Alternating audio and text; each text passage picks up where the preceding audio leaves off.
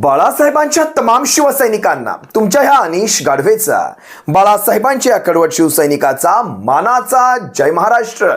शिवसैनिकांनो, अजूनही शिवसेना एक वादळ आपल्या हक्काच्या या माध्यमाला सबस्क्राइब करायचं राहून गेलं असेल, अजूनही सबस्क्राइब केलं नसाल तर तुम्हा सर्व शिवसैनिकांना पुन्हा एकदा कळकळीची विनंती करतो, आता ताबडतोब शिवसेना एक वादळ आपण सर्वांनी लाखोंच्या संख्येने सबस्क्राइब ठेवा।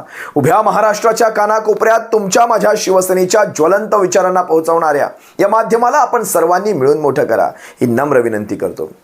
शिवसैनिकांनो, भारतीय संसदेचं पावसाळी अधिवेशन सुरू आहे आणि या पावसाळी अधिवेशनाच्या सुरुवातीलाच पहलगाम आतंकवादी हल्ल्यावर बोलण्यासाठी, चर्चा करण्यासाठी एका विशेष सत्राचं आयोजन करण्यात आले। आपण सर्वजण पाहताय, गेल्या 2-3 दिवसांपासून आपण विविध पक्षांच्या नेत्यांची भाषणं पाहताय, त्यांची मतमतांतरं पाहताय। भारतीय संसदेमध्ये, त्या सर्वोच्च कायदे मंडळामध्ये, होय ते सर्वोच्च कायदे मंडळच आहे, या सर्वोच्च कायदे मंडळामध्ये ती बसवलेली सर्वोच्च माणसं या विषयावर, या अति भावनिक विषयावर, अति संवेदनशील सेन्सिटिव्ह विषयावर, महत्त्वाच्या विषयावर नेमकं काय बोलतायत हे फार महत्त्वाचं आहे। कारण लक्षात घ्या शिवसैनिकांनो, 26 जणांचा जीव गेलाय त्याच्यामध्ये।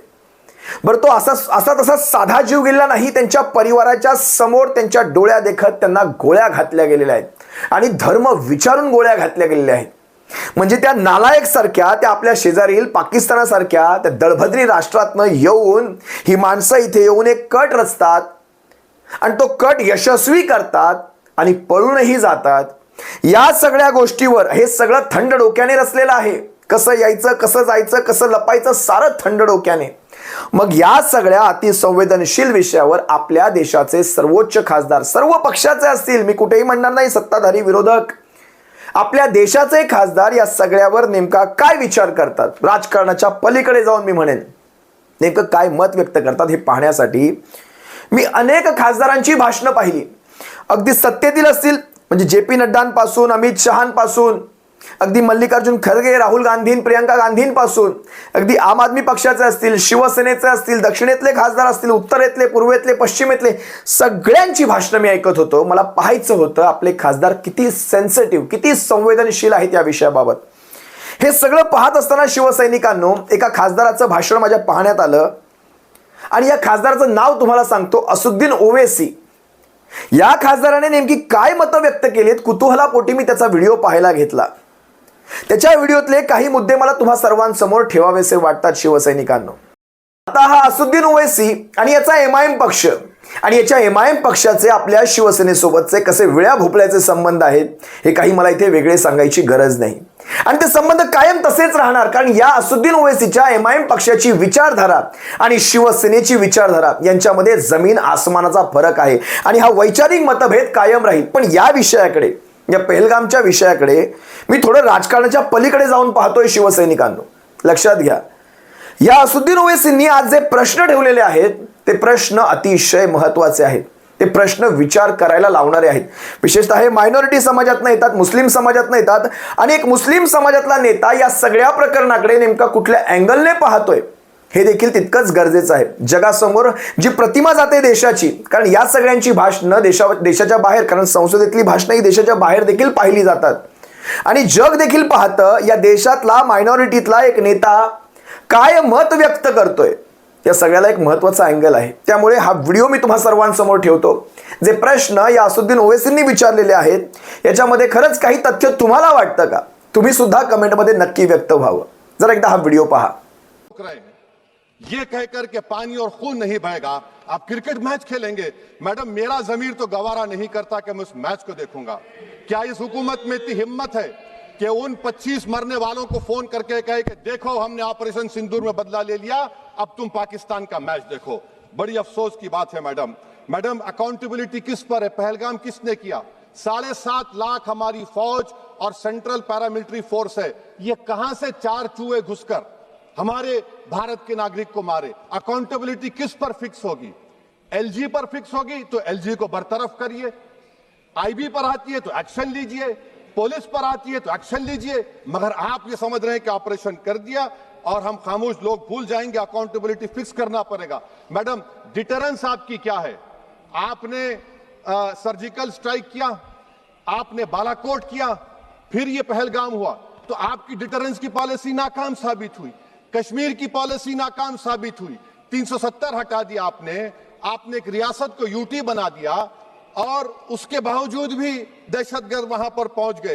और पाकिस्तान के आर्मी चीफ को, जिससे हमारे स्ट्रेटेजिक रिलेशनशिप, इसको अपना दोस्त कहते हैं, उस देश का प्रेसिडेंट उस शख्स को बुलाकर खाना खिलाता है अपने साथ, जिसके भाषण से हमारे लोग मारे गए थे। तो क्या आपकी खारजा पॉलिसी कामयाब हुई? आप देख लीजिए।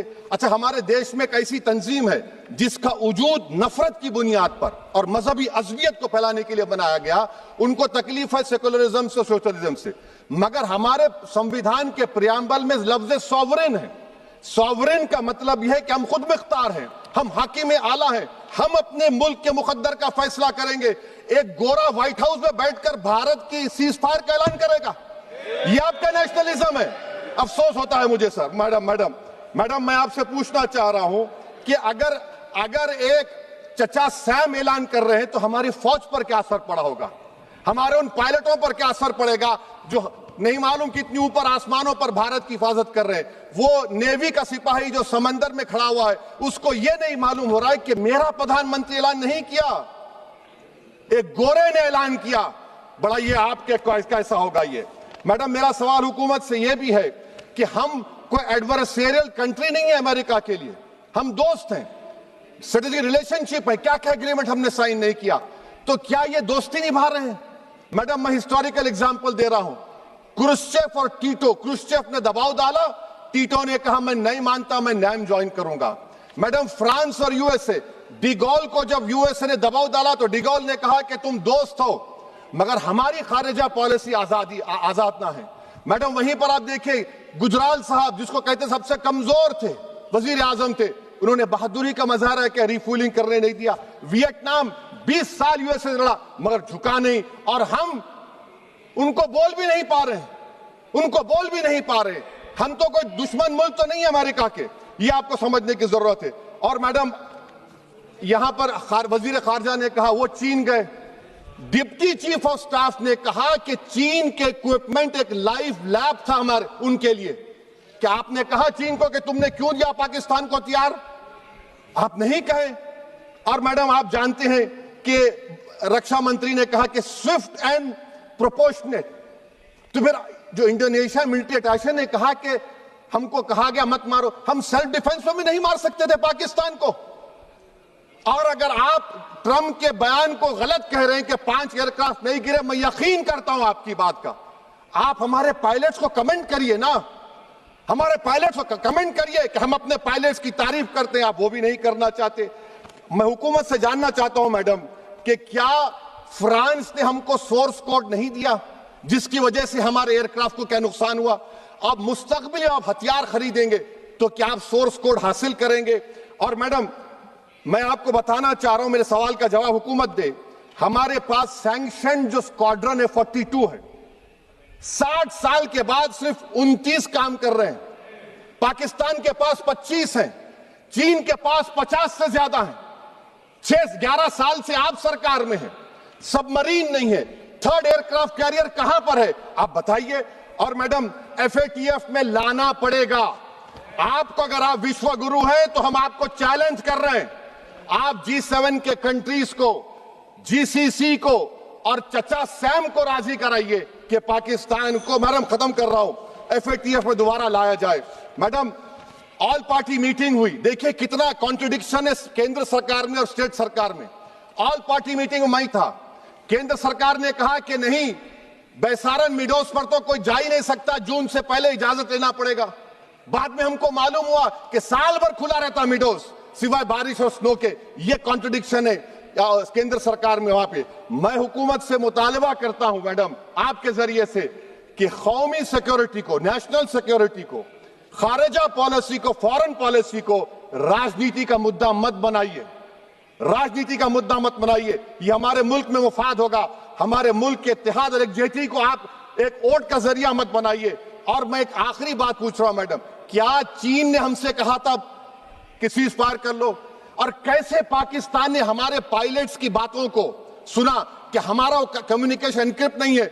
मैडम, आखिर में मैं अपने शेर से इस अपनी बात को खत्म करूंगा कि अपने ही हाथों से सर अपना कटाना है हमें, मादर हिंद पे भेंट चढ़ाना है हमें, किस तरह मरते हैं एहरारे वतन भारत पर, ये तमाशा है जो दुनिया को दिखाना है हमें।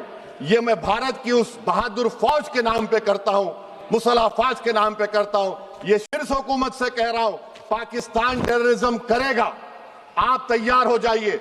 आप चीन से मोहब्बत, कितना इम्बैलेंस हुआ ट्रेड का, कितना इम्बैलेंस हो रहा है चीन से। अच्छा, जब गलवान हुआ उस वक्त भी ट्रंप ने कहा था कि मैं बात करूंगा, हमने कहा नहीं बात करेंगे, जरूरत नहीं है। आज ट्रंप हमारे से पहले बोलता है इज्जत नफ्स भी कोई चीज होती है, इख्तिदार में कोई यहां रहेगा कोई वहां रहेगा, मगर इख्तिदार में इकबाल होना चाहिए। बदबख्ती की बात यह है कि आपने इकबाल को खो दिया। बहुत बहुत शुक्रिया। व्हिडिओमध्ये असुद्दीन ओवैसी विचारतायत, आपण ज्या देशासोबत, ज्या पाकिस्तानासोबत, ज्या निर्लज्ज पाकिस्तानासोबत आपण सारे संबंध तोडतोय, तिथे आपला क्रिकेट कसा चालू राहतो? कारण क्रिकेट, लक्षात घ्या, त्यांनी अगदी योग्य मुद्द्याला हात घातला. क्रिकेट हा पैशाशी संबंधित आहे आणि सध्या बीसीसीआयच्या क्रिकेट अध्यक्षपदी किंवा त्या क्रिकेट मंडळाच्या बोर्डमध्ये कुणाचं राज्य चाललंय, कोण बसलंय, कुण्या व्यक्तीचा पुत्र बसलाय, हे काही वेगळं सांगायची गरज नाही. हे मग घरातलं मॅटर झालं. त्यांनी अनेक प्रश्न विचारले. पुढे त्यांनी अकाउंटेबिलिटीचा प्रश्न विचारला की या सगळ्याची जबाबदारी नेमकी अजूनही कुणावर आहे? पोलिसांवर आहे किंवा तिकडच्या स्थानिक प्रशासनावर आहे, आपल्या इंटेलिजन्सवर आहे? नेमकं हे फेल्युअर कुणाचं आहे? ही अकाउंटेबिलिटी अजूनही कुणीही घेतलेली नाही. म्हणजे त्याची जबाबदारी घेणं म्हणतो ना, अकाउंटेबिलिटी अजूनही घेतलेली नाही. आणि होय, हे सत्य आहे. आजही या सर्वासाठी कोण जिम्मेदार, कोण जबाबदार, हे आजही कळलेलं नाही. पुढचा त्यांचा प्रश्न, बालाकोट झाला, सर्जिकल स्ट्राईक झालं, तरीही असले हल्ले होताच आहेत. आपल्याला ऑपरेशन सिंदूर करावं लागलं. लक्षात घ्या, मग हे असले हल्ले पुढे देखील होत राहणार. यासाठी आपण काय करतोय, हाही प्रश्न महत्वाचा आहे. पुढे US प्रेसिडेंटचं ते बोलतात, म्हणजे पाकिस्तानच्या आर्मी चीफला जेवायला बोलवतात आणि त्या व्यक्तीसोबत आपले असे दोस्तान्याचे संबंध, हाही प्रश्न त्यांचा बरोबर आहे. काय चुकीचं विचारतायत?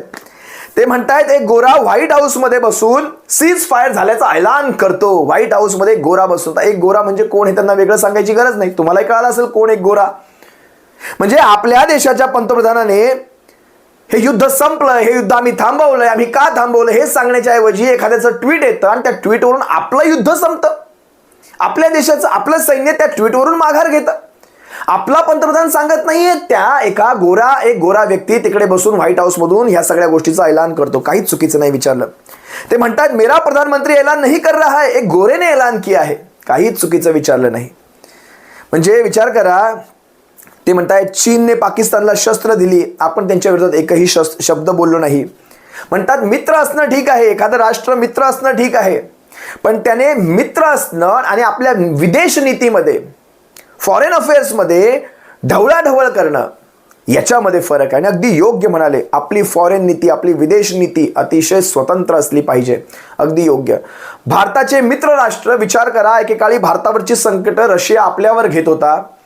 आज रशियाचे आपले संबंध काय आहे? त्यांच्या 11 वर्षामध्ये रशियाचे आपले संबंध का संपले, याचं देखील खरं तर उत्तर मिळायला हवं.